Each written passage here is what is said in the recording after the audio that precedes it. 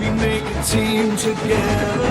1, 2, 3. We go full steam together. Best of friends forever. Yeah, yeah. Better together. We need our friends nearby us, so they can help and guide us. And we know there's a place they will stay forever beside us. The train, for its type, is the most powerful vehicle on land. And the engines of Sodor are the power behind the docks, industries and branch lines that make up the world-renowned North-Western Railway. Thomas and friends, making tracks to great destinations.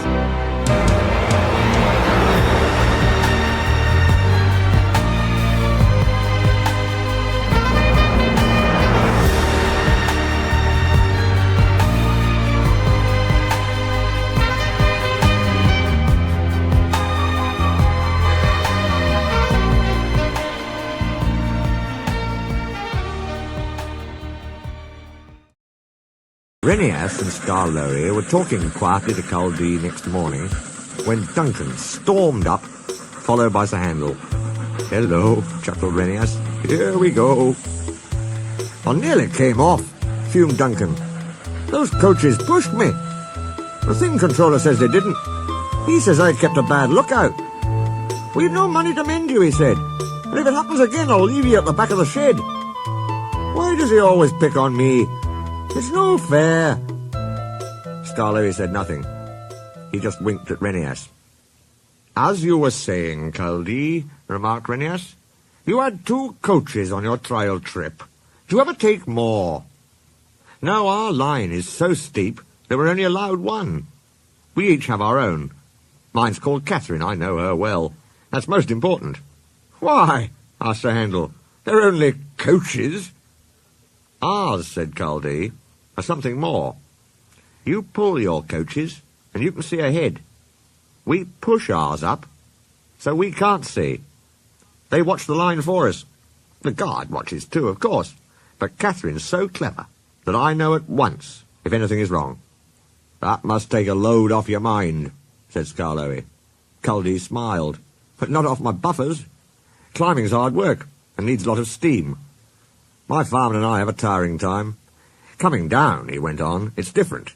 Catherine and I just roll. We need no steam for that." Sir Handel sighed enviously.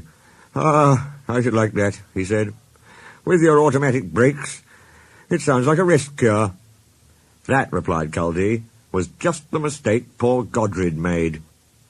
"Who?" asked the little engines. "Is Godred?" "Godred was our number 1, and named after a king," Culdee replied. Perhaps that went to his smoke box and made him conceited. He'd never keep a good lookout.